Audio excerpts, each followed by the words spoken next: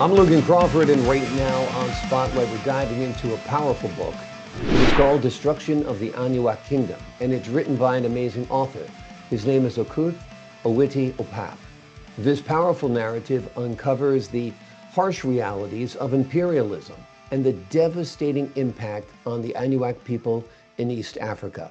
Join us as we explore the historical injustices and the call for sovereignty and justice in the 21st century. We're delighted to have this very talented author join us here today on Spotlight. We thank the team at Atticus Publishing for helping us put him in the spotlight today. And we ask viewers like you to support authors like him by subscribing to our channel and by purchasing his amazing book. The links are below this interview. Okoth, thank you so much for joining us here today on Spotlight. Thank you, Mr. Crawford. Thank you for having me. It's my pleasure. This is a powerful read, a powerful book, lots of great information out there to folks who might not know about this culture, might not know about this civilization. Tell us what inspired you to write Destruction of the Anyuak Kingdom. Yeah, thank you, Mr. Crawford.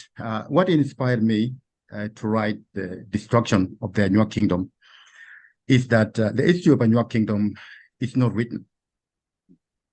Anyuak Kingdom was the only kingdom in Africa that defeated the British in 1912 and remained unsubdued by the colonialism. Because of that, British came up with different strategy after they were defeated at the Battle of Jom in 1912 to isolate Anyuak from the rest of the world. The first step they did was they protested in Addis Ababa after 1912 that was what is called now sanction. So that because during the colonialism in Africa, Africans were not armed with firearms we have today. They were fighting with arrows and bows. For some reason, Anyuak and Ethiopia were the only two countries in Africa by that time who had access to modern firearms. As a result, Ethiopian, when they fought with the Italian in 1896, they were able to defeat Italian in the Battle of Adwa. The same thing, when the Anyuak people fought with the British in 1912, they were able to defeat the British and remain unsubdued. So that suggests that when African was colonized, it was not because they could not fight, it was because their ammunition or the weapon they had did not match with the weapon of the European. That's why they were subdued. So these two countries, they fought effectively. So after that, British came up with the sanction. After they were defeated, they estimated that Anyuak had 10,000 guns in their hand. That was in 1912.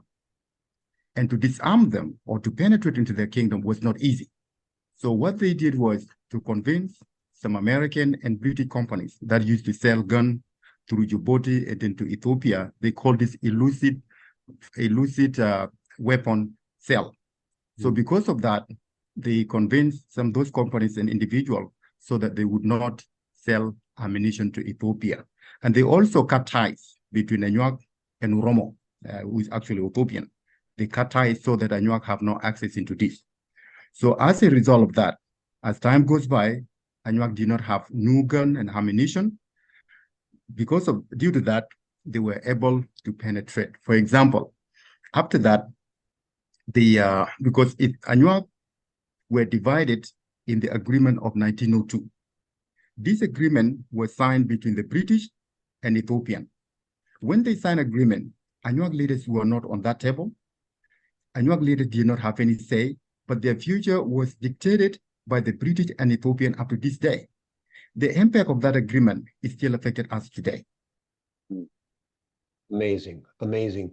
The community today, the Anyuak community today, still strives for independence. Tell us about some of the current challenges and hurdles that they face in their quest for independence. Okay, so let me take you back a little bit so that you understand better the situation they are in. After these two agreements, after the agreement they signed, now its implementation faced a strong resistance from the Anyuak on the ground, because even Ethiopians themselves knew that Anyuak Kingdom was another country. It was not part of Ethiopia. And the agreement they signed, they put the border within the Anyuak Kingdom. There were 7 rivers flow from within the Anyuak Kingdom. They go three rivers on the other side, 3 rivers on the other side, and the middle one was the border demarcated by the British and Ethiopian against the will of the Anyuak people. Today, Ethiopian occupied the Anyuak territory in Ethiopia. In South Sudan, the same thing on the other side. But our ancestors were not Sudanese, were not Ethiopian. They were the Anyuak living in the Anyuak Kingdom. The injustice now that were brought by these people, the injustice has been 122 years this year. From 1902 until today, it has been 122 years of suffering. Anyuak lost their sovereignty because of the agreement signed by the British and Ethiopian. As Anyuak are suffering, both countries who signed the agreement, they are benefiting from the pain and suffering of the Anyuak people. Anyuak people, they have been abused psychologically, educationally, and even economically. We don't have anything. Anything is taken away. For example, our own security. Our own security is at risk because we are not in charge of our own country.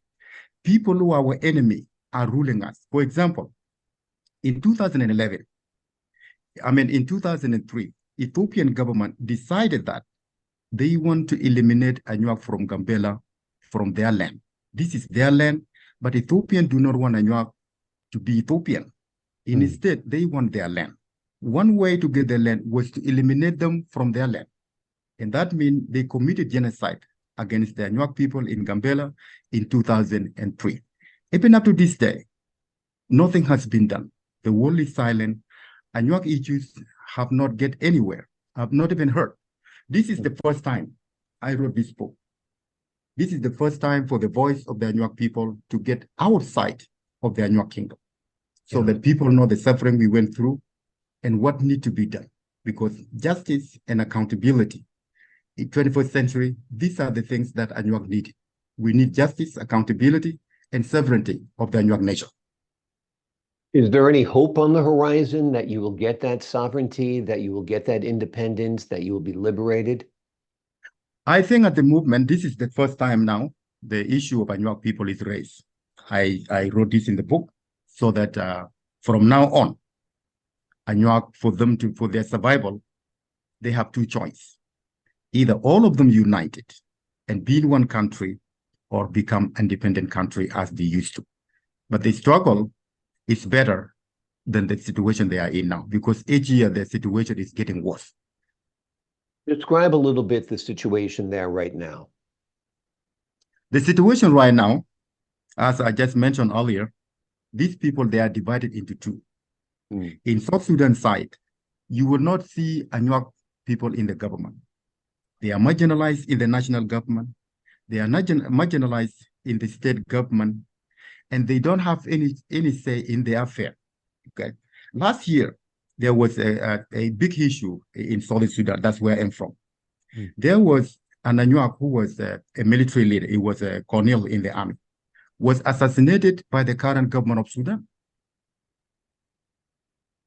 Because there was a demand that we need to have our own state. In a state to be marginalized, we need our own state, and the government rejected, and they accused this man of being a rebel. How come someone is a rebel and is in the uniform of the is in uniform in the country and is also deployed by the very government where he was? Because he was with his people, they assassinate him in September 2023. That's the situation we are in on South Sudan side. And we are not represented in the national level. We are not visible, even though we are there. So on the Ethiopian side, completely marginalized, which is awful, completely disempowered, which is awful, without a voice, without a say, without representation. It's a true struggle for freedom. And hopefully the world hears your words through this wonderful book, because it's an important book. What do you hope readers take away from your book? What do you hope they learn from your book? Okay, let me come to Ethiopian side, and then I will come to that. Okay, so on Ethiopian side, as we speak, in 2022, there was all OLM, Ethiopian rebels. Actually, they are fighting in Oromia. For some reason, they also came to Gambela, which is the Anyuak region, attacked Gambela town, and Ethiopian forces who were there, they just there. Okay, they came and attacked people. So when Anyuak defend themselves because of the attack to protect their citizens, the very people who defend themselves, some of them were arrested, and some of them are still in jail today because they defend themselves. So this government of Ethiopia, it has been doing the same thing. That's why I said earlier, Anyuak have put in a situation where they suffer psychological abuse, mental abuse, anything else, all of these are put on them. Imagine someone who defend themselves now taken to the court and convicted because they defend themselves. So we are in a situation where we need help from the international community. The suffering Anyuak went through, nobody knows. But this is the book where you will learn more about the suffering of the Anyuak people. Okay, what my reader will take away is this. There are two things, but they are mixed. Number one, they will learn that Anyuak used to be a powerful kingdom. It was brought down by the coalition of Ethiopia and the British. At this time, what the Anyuak people seek now is not revenge. We need British and Ethiopia to redo their agreement so that would relieve the suffering and injustice that they impose on the Anyuak people. Absolutely. Well, hopefully your book is received well, and people pay attention to it because it's an important message that the destructive powers of imperialism are still alive and intact today. And those chains of imperialism need to be broken immediately for the dignity, the sovereignty, and the independence of the Anyuak people.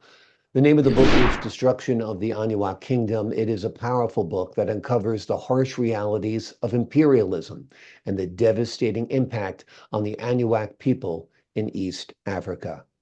Okoth, thank you so much for joining us here today on Spotlight. Thank you, Mr. Logan. I appreciate your time, sir. Great work on this book, an important message.